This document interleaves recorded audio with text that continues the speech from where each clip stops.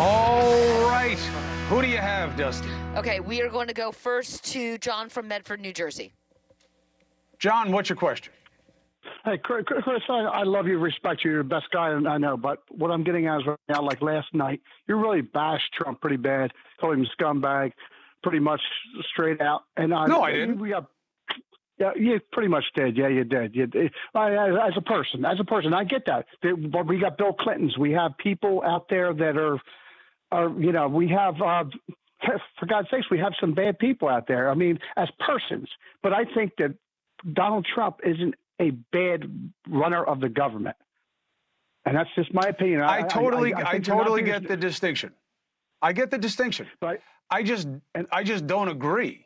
And I do not mean to come off like I'm judging the guy as a person. That's for you to do, okay? I'm just laying out what we know to be true about the guy. My frustration with people who support Trump and say it's about the policies, I agree with you about wanting those policies. If you want those policies, that's fine. You would just get them with anybody. And the idea that he effectively ran the government, I mean, come on. We've never seen people kicked out of an administration as they were with him. But look, I'm giving him a fair shot. You hear what I'm saying? I call balls and strikes. This litigation in New York, I think, is total BS. I think it's bad for us that it's even happening. So I'm not a guy who's just looking to gratuitously bash him, okay? But I get how you're thinking, John. But still, I would never use the kind of language that you're talking about, certainly not on TV, to describe anybody, let alone a former president. But I hear you. I'm here to call balls and strikes. I make no secret of my problem for Trump. Just to show you how crazy our times are. You know how many people think I'm a Trump supporter? Crazy. Next.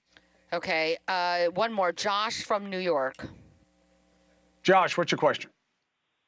Hi, Chris. Thanks for having me on. I just wanted to ask you, do you think that Joe Biden will be able to make it through a second term at all due to his age and his cognitive decline? I have no clue. And I'm not saying that the way I say it about myself or you or anybody else, right there, but for the grace, who knows what tomorrow brings or if we even get it, right? But this is different. There's a real concern. There's a real question. And there's a real problem, okay?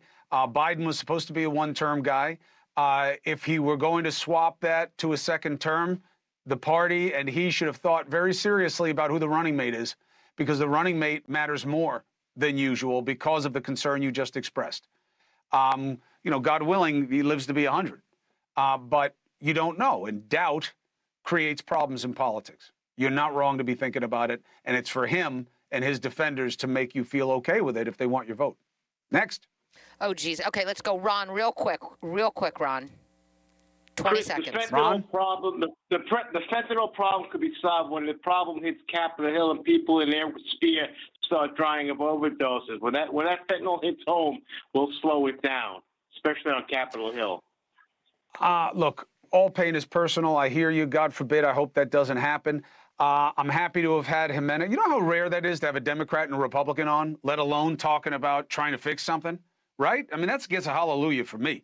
Now, the problem is they've done diddly, and they've known this for a long time. So we'll see if these guys, they're acting in good faith. I believe that. I know them both. But let's see if they can get anything done. The one thing I disagree with that we heard there is, one, that they're going to muscle up against China, as Krishnamurthy was saying, and that Jimenez was saying, I don't think this is about parties seeking advantage. I disagree. I think it is. And I think that's one of the reasons they've done nothing about fentanyl.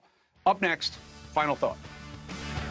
Hey, thank you for watching. Please go to newsnationnow.com, newsnationnow.com, and you can find NewsNation on your television provider. And don't forget to click the red subscribe button down below.